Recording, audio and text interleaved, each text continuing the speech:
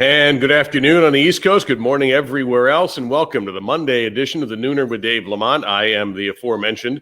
There are my other social media capabilities on Twitter and Instagram. And we have a special guest, Joe Casale, an attorney who will do a much better job of educating all of us on the potential of what's going to happen if college football really does unionize. And I'm not talking about everybody linking arms and hashtagging their way through togetherness. I'm talking about a genuine, how does this happen and could it ever really happen? And that's going to come up in a few minutes. And we'll talk of some other things with Joe as well about what may come out of this. We know what's in it right now. We're in it. Nothing's changed, by the way. Nobody's quit anything. Nobody's come back. Nothing. I don't have any big dramatic breaking news for you regarding all of that. What I do have, just a few items to talk about very briefly before Joe comes in out of the bullpen. And no, Joe, I do not have Enter Sandman as my music for you, so I apologize for that. So I've got the NBA playoffs starting today. The Heat will be against Indiana, although not today. And in the meantime, your leader in health around the country apparently is the National Basketball Association. Yes, that's right. If you saw the story over the weekend about the speedier saliva testing, the NBA helped fund that. Now, how much that's good that's going to do us all, if everything goes a little bit more quickly, we can identify things more, there's no way that can be bad. So give the NBA credit. Once again, they're just running away with this thing. As far as how to handle themselves. And I hope the folks are going to respond now that the playoffs are here.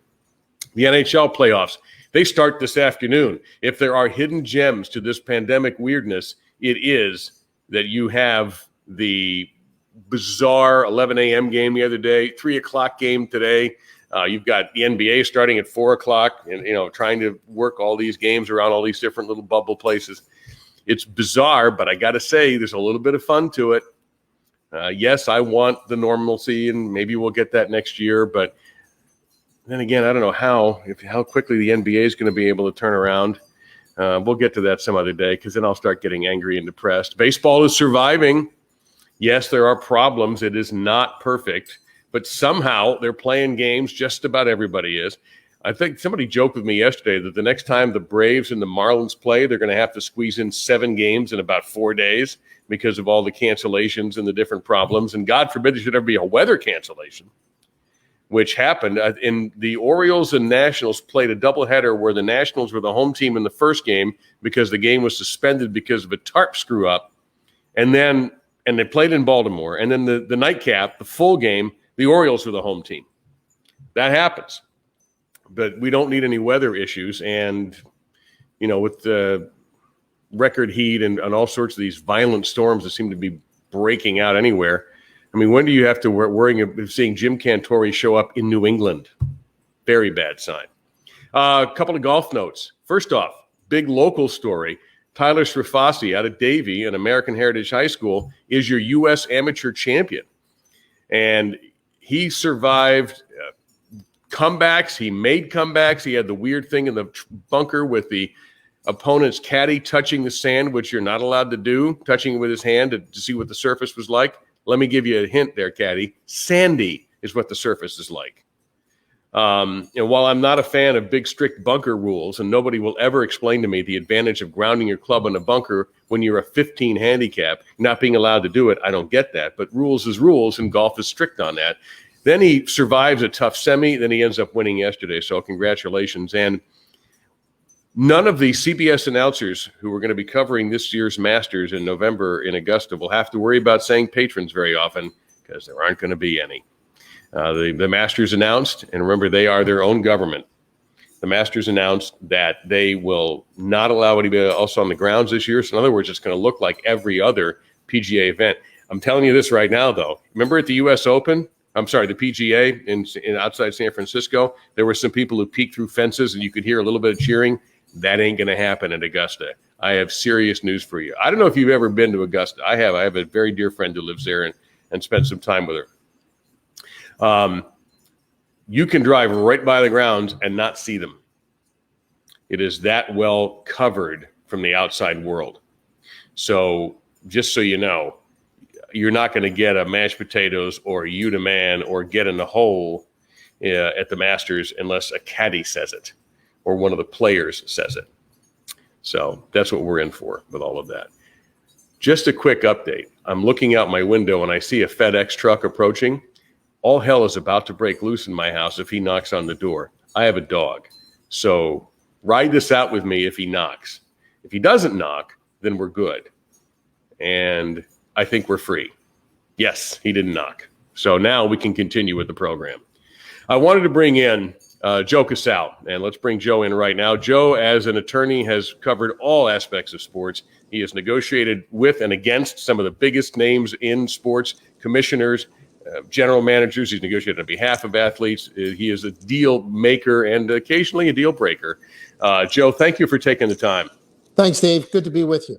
Well, it's great to have you. And I know that, by the way, for folks who are friends of Joe's on Facebook, you know that he's liable to go into anything from politics to his latest recipe from his beloved New Orleans. So it's a fascinating follow on Facebook. And I particularly enjoy the recipes because they're non-political and they don't make anybody mad. All right, Joe. Here's why I wanted to have you on. You know more about this than I do as an attorney. And even though I live with somebody who's been in unions as long as I've known her, I wanted to ask you about a genuine union like an NFLPA and MLBPA and so on for college football athletes. Out of this pandemic, as we've seen athletes start to use their leverage because we're the ones watching them pay. We don't tune in to watch the college president sit in his suite. How likely down the road do you see college football players being able to legitimately unionize? Well, I think there's two areas that we can discuss. You have unions and trade associations.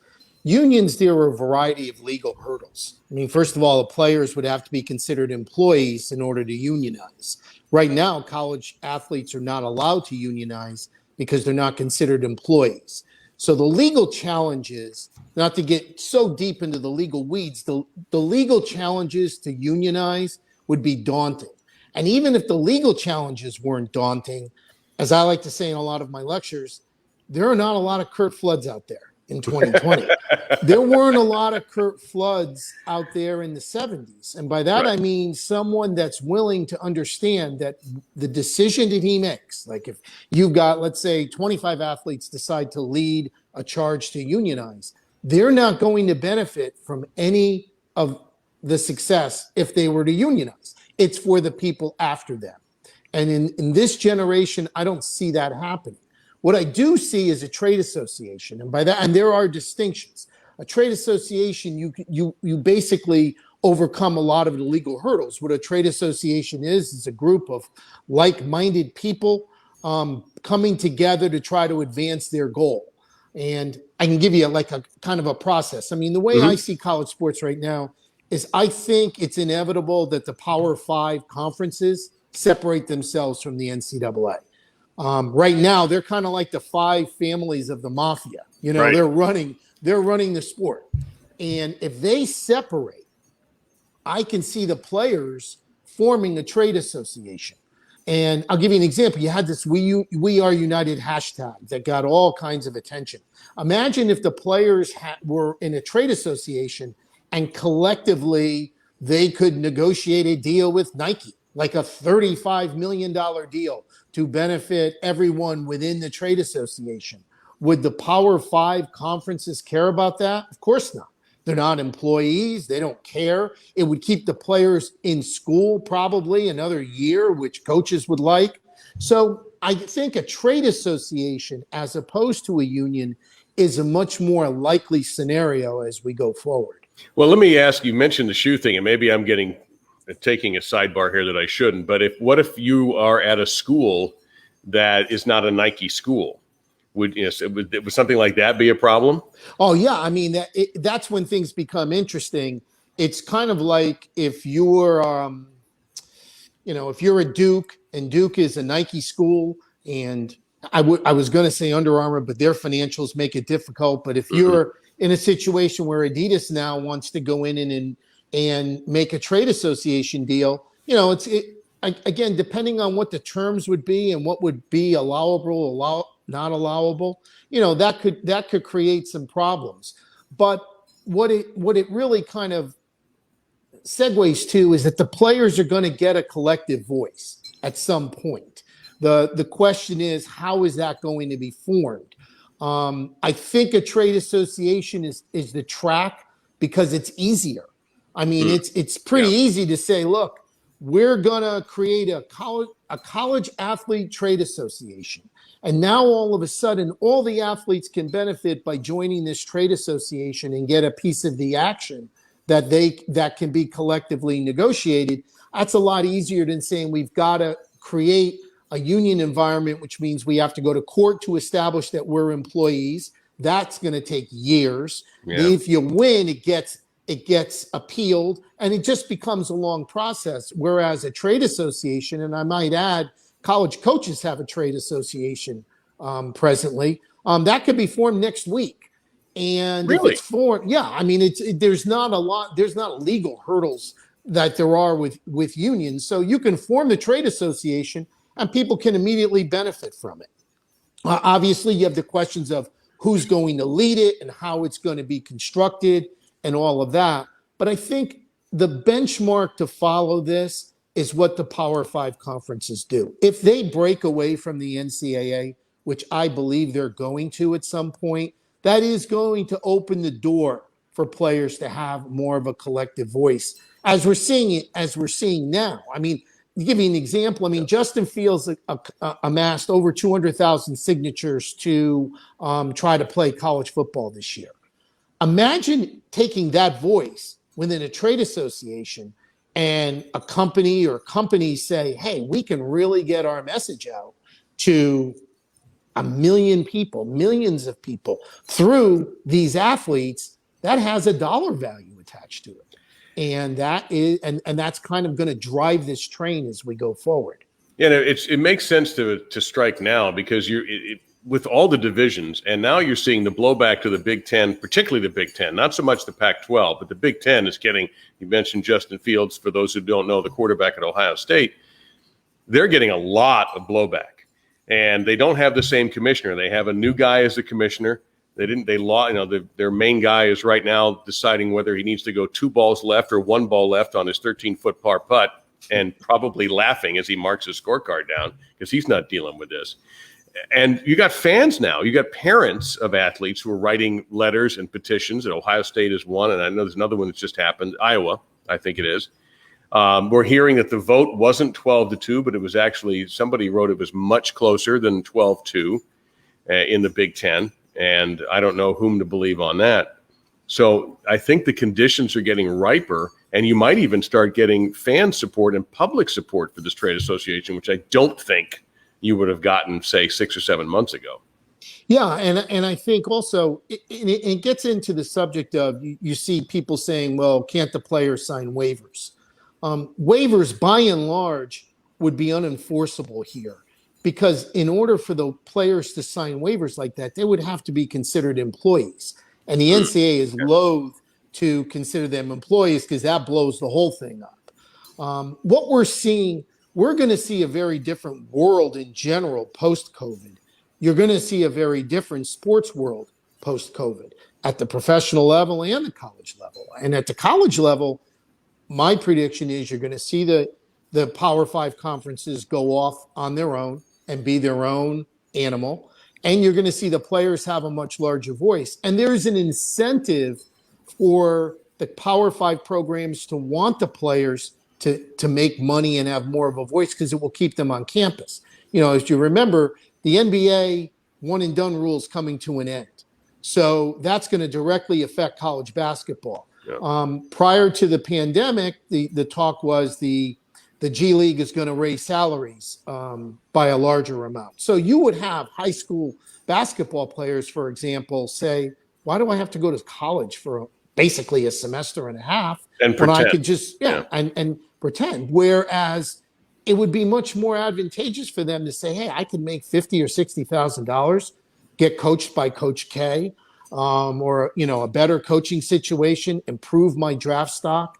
There are advantages. At the NFL level, you know, the NFL is going to stay out of it because it's a free farm system for them in college sports. But for college athletes, what would it be like to have a trade association looking not just for marketing opportunities, but to protect them health-wise, to have, a uniform kind of health protection, second opinions, things of that nature that are not always prevalent right now. And then you also have the name and likeness laws that are changing around the country, which are going to create recruiting advantages for the states that don't have it.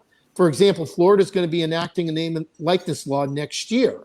Let's say Alabama doesn't have it, and you're Miami, Florida, Florida State, FAU, and you're recruiting, and you're saying, hey, you can come here and make money off name and likeness. Well, you can't do that in Alabama or South Carolina or North Carolina. Yeah. So you're going to see all of that stuff takes place, which makes it almost, a fait accompli that the rules as we know them over the years are going to change. All right, so let's run with your scenario for a second. The other conferences, so that would mean the Mountain West, the MAC, the American Athletic Conference, and they're going to yelp like a bear caught in a trap. You've seen their P6 down markers. They consider themselves the sixth conference, and some others that aren't going to maybe make as much noise. What happens to them?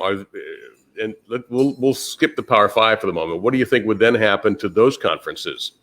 Well, then what happens? Do they try to band together and try to create their own entity so they could negotiate television deals and they can do those things? Or are they just going to all kind of have the attitude, we eat what we kill? I mean, it's really going to be a grab bag, a lot like it was when the Supreme Court ruling came down years ago that opened up the airwaves for and eliminated really regional television, and it opened up the national television audience for college football. The Oklahoma USC case of years ago, where everybody started staking out their own territory like it was the gold rush and saying, listen, we're going to start making our own deals everywhere.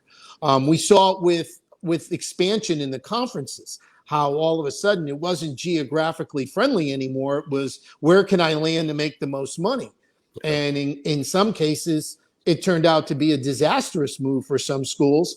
In other schools, it ensured the success of their athletic department. I mean, for all of the commentary about Rutgers not belonging in the Big Ten, it saved their athletic program. I mean, they're going to be profitable forever in athletics being in the Big Ten, whether or not they have on-field success. Whereas UConn left the Big East, and it did a lot of damage to the basketball program, and now they're going back into the Big East because they need, it was better for their program to go back at a hefty cost. At a hefty cost, and their football program was then forced to go independent because the American didn't want them to be in their conference. Now, it's okay with Navy being a football-only member, because otherwise they're in the Patriot League. But in the American Conference, Navy gets a pass, whereas UConn did not. But in my book, and I hate to say this, Navy, I think, brings more to the conference. It certainly brings prestige.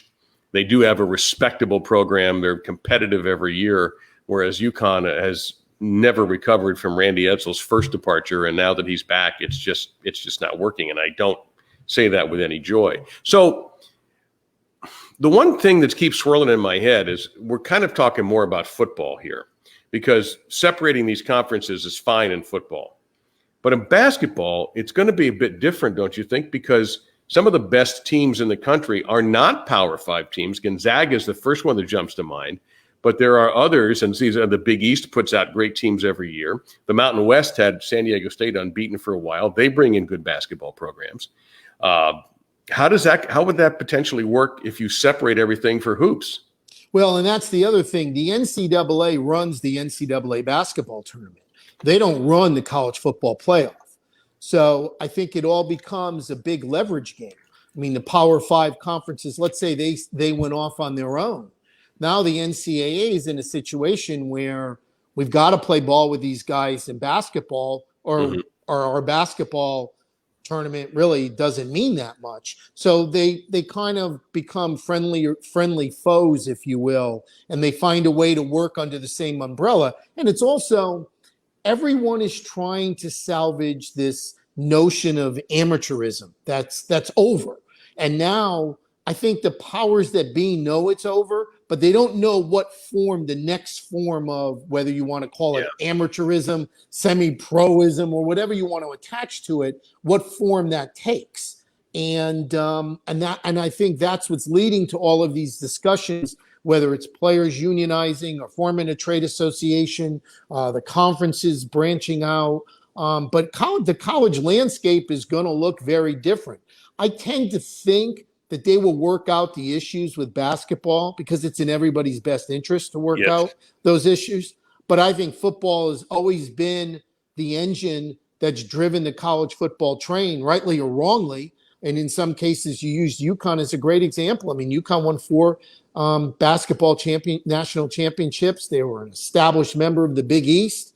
They built a new stadium. They decided we're going to go big in football. When Randy Edsall left, they never recovered. And I bet you if you put truth serum into the drinks of the UConn people, they wish they could just do away with football because it really doesn't do anything for them right now, but just be creating expense.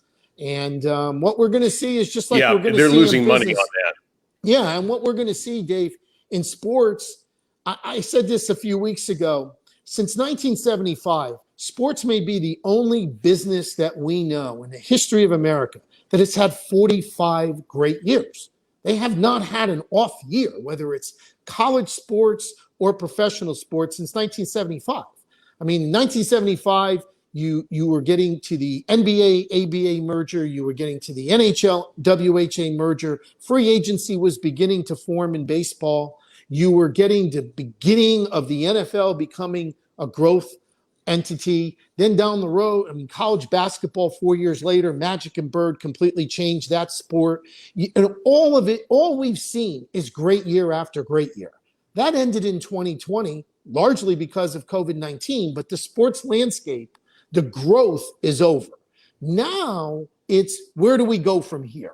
Where do we go from here professionally? Where do we go from here in college athletics? And you're going to see a lot of changes. I mean, Stanford, a school with a $40 billion endowment, is cutting sports. Now, that's a pet peeve of mine because all of these schools with large endowments, they don't have to cut sports. They're doing it because they don't want to dip into their own till, if you will, to support sports. Yeah. So you're going to see this change across the board. And some of it is going to be really painful. You're seeing programs that are going to get dropped that shouldn't get dropped. If I was a non-revenue scholarship athlete at a Power 5 school right now, I'd be really nervous because you're going to see them get cut, and that's wrong, but it's going to happen because everyone in college athletics today and professional sports for that matter, has never experienced a downturn. It's 45 years, Dave, of success. They've never had to deal with what normal business people do. I had a bad year. I've got to cut back. I've got to do this. I've got to do it. They've not had to make any adjustments. And now they're going to be forced to make adjustments. You talked about Jim Delaney earlier. Has there ever been a guy who timed his retirement as perfectly as Jim Delaney? I mean, it's the greatest decision, ever, because he doesn't have to deal with any of this. And he leaves as the architect of, some of the biggest changes in the history of college athletics. Yeah, he changed that conference. He brought Penn State and Nebraska in, and you mentioned Rutgers, Maryland, another weird one for a guy who grew up in that area who doesn't think they belong. But all right, so let's go back now. The Power 5 breaks. Who's in charge? Or is it going to be like it is now where the conferences are going to do their own thing? I think if they break, I think that they will hire somebody to be a commissioner of that. I think right now you don't have any commissioner. It's just the 5 athletic directors, and they really have more power than Mark Emmert does over the direction of where college football goes. I think if they break and they create their own entity, I think you'll see maybe they bring Jim Delaney out of retirement to run it, but they'll bring somebody in to oversee it, in my opinion. I don't think it will just be left to the 5 families. Well, I think you have to. You have to, because part of the problem we're having with 2 conferences bailing on all fall sports, I'm talking about just the major ones now, not the medium-sized conferences, 3 plundering on, which may or may not work out. We can only guess. we're looking at potentially 2 championships if somebody actually plays in the spring. There's no leadership. It's everybody's grabbing for themselves what they think is best for themselves, and screw the other guy. Don't listen to that doctor. Listen to our doctor. Our doctor's right. No, our doctor's right. There's no centralized voice. That's why if this does happen, and I see the merits in it, and I'm hoping that out of this negativity will rise a new leadership. If we can put together 12 people in a room to decide who plays for a championship, why can't we put 5 or 6 people together with a voice for the players? I think the players have finally figured out they have leverage. They may have known it all along, but now, and social media plays a part in this, now they can utilize that leverage for some good for themselves and maybe even the bigger picture for the entire 5 conferences. I love the 5 families analogy. I just can't figure out how to label who's who. Yeah, you can't tell which one is the Castellanos, which one's the Columbos. Exactly. By the way, completely off topic. Well, actually not. I just started that Netflix Fear City documentary. Have you seen that? Yeah, it's pretty amazing and really accurate. Okay, I've only done part 1. Yeah, good. Yeah, well, you'll it's enjoy funny it. because I do have an interest in that.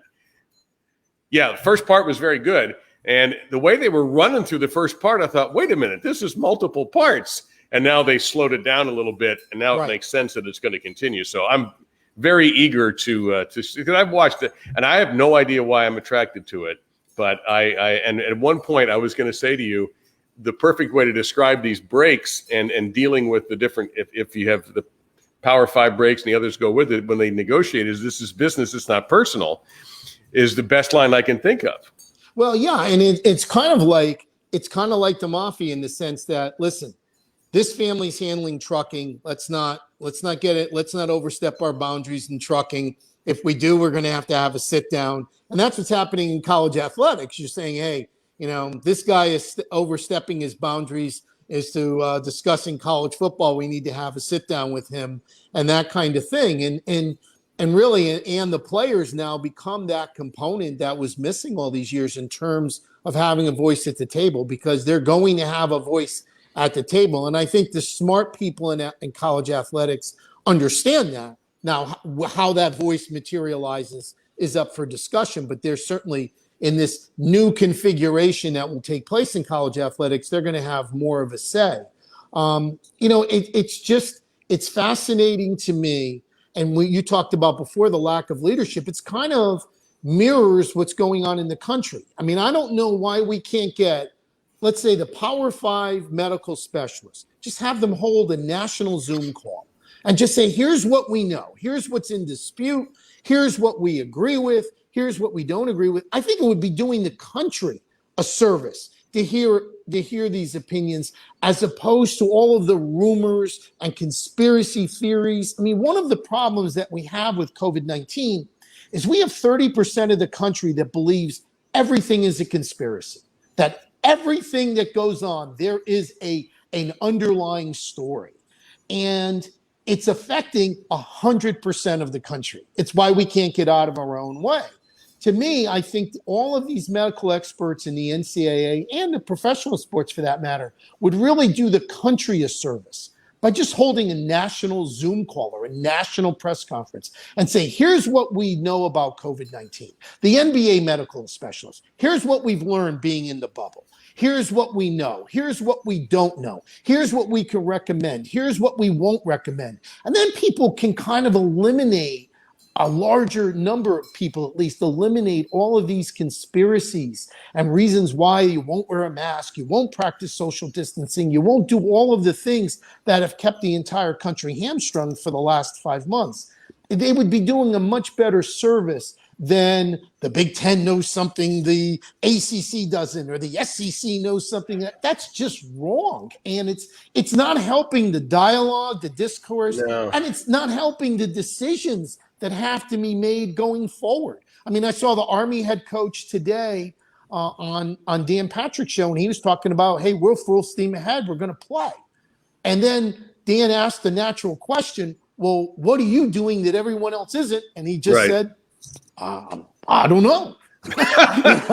And because the answer is, it's like no one's taking that step. And that's And that leads to all of the stuff that we're seeing out there in the uncertainty. And I understand parents' point of view. It's like, listen, my son is at Indiana. Why can't he play? Yet my other son is is at LSU and he's playing. I mean, you'd like to get all of that. You'd like to have more clarity across the board. But certainly that's something that sports needs to get a better handle of than they have right now. And the funny thing is, you mentioned the different universities. If somebody from Duke wants to talk to me about this, well, the Duke people are saying, "Hey, we think we have this." You know, you have to respect that organization. I don't think they're a bunch of whack jobs, but Right. yet you have to know that the Pac-12 has fine doctors. You have to know the Big Ten. It's not like these are places that don't have educated, intelligent people who send forth educated, intelligent students in medicine of the world. That's the frustrating part. And it goes to what you just said about maybe they have done it amongst themselves, but they're not sharing. And all they're sharing is conflict. And now the other thing is, what is the Tom Petty line? You believe what you want to believe. And Right. so if you really want football played, you're going to side with the guy who says, "Oh, it's okay." If you don't think it's safe, you're going to side with the guy who says, "No, we don't think it's safe." And then here we are just lapping each other and hoping that against hope that, I don't know, it's been a dead end, unfortunately. You remember the scene you must have seen Animal House. Yes. Where when they're crashing the parade and Stork steals the baton and Right. leads the band down the road and leads them right into a brick Right into wall the where they wall. all crash into each other. That's kind of where we are. Yeah, Stork has led absolutely. us into a brick wall and we can't move forward. The brick wall's not going anywhere. And that's really happening across the country. It's not even limited to sports. I mean, that's where we are as a country. And I think that's the frustrating part. I mean, for those of us in sports, we're looking for some leadership. It's why we're in awe of what the NBA and NHL are doing. And I always caution people, what they're doing is great. It's cost them $250 million combined. And where that's going to affect their futures is these are salary cap leagues. Money's got to come out of somewhere. I mean, the money lost is going to come out of somewhere.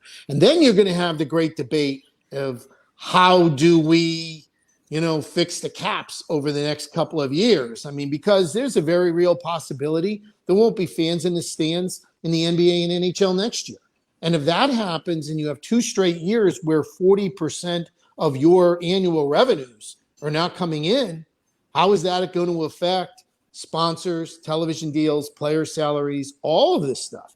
So, I mean, and the flip side of that, there are not a lot of businesses out there that can spend $250 million to bubble their employees. College football and college basketball certainly can't.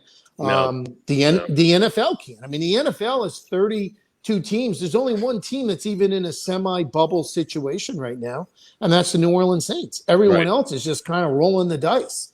And it's just, it's this kind of disjointed response and lack of leadership that has led to disjointed results. And we're all crying for some kind of change. It's why I wish the doctors in all of these conferences or the medical experts really do step up and say, look, we understand it's a relatively new virus and we don't have all the answers, but this is what we know so far. I think they would be doing the entire country a service, not just fans of college football or basketball. And Joe, finally, the most important question of all: what's for dinner tonight at Casa Casale? Casale is trying to keep his COVID weight down below Mike Tyson manageable levels. So we're going a strong caprese salad tonight, Dave. Because, it's been a little on the heavy caloric side over the last 5 months. It's understandable. I'm not a big tomato guy, but but I understand. Joe, thank you so much for your time and for educating all of us. I deeply, deeply appreciate it. Dave, always a pleasure. All right. Thanks, Joe. I got a couple more thoughts to wrap things up. I'm going to also help with the English language very briefly, but I didn't want to let the day go by without mentioning the untimely passing at 48 years old of Aubrey Hill, who was a South Floridian, went to Carroll City High School in Miami-Dade County, was the head coach there for a few years as well. Was a wonderful college football player in the Steve Spurrier era at University of Florida. And Ended up coaching at several other places in the NCAA, including the University of Miami, and most recently, he was on Butch Davis's staff at FIU. And only 48 years old, cancer claimed the life of Aubrey Hill, but it won't claim his legacy.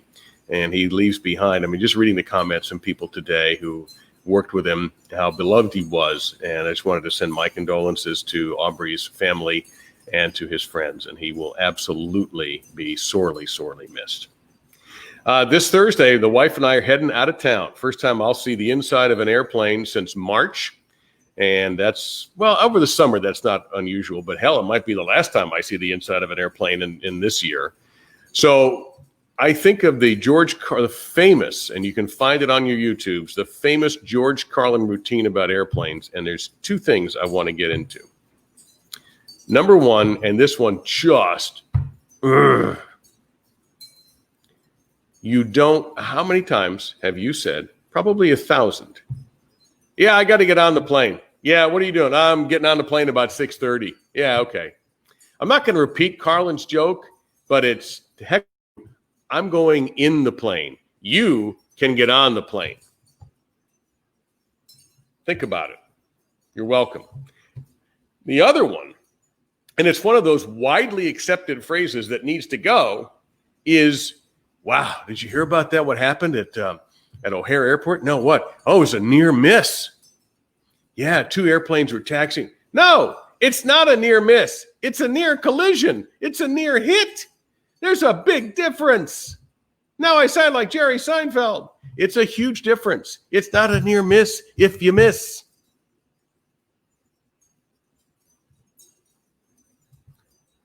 Twitter, Instagram, subscribe on YouTube. Again, to quote Animal House, John Belushi, don't cost nothing. Thanks again to Joe Casale. Thank you to you for watching and for your support of the show.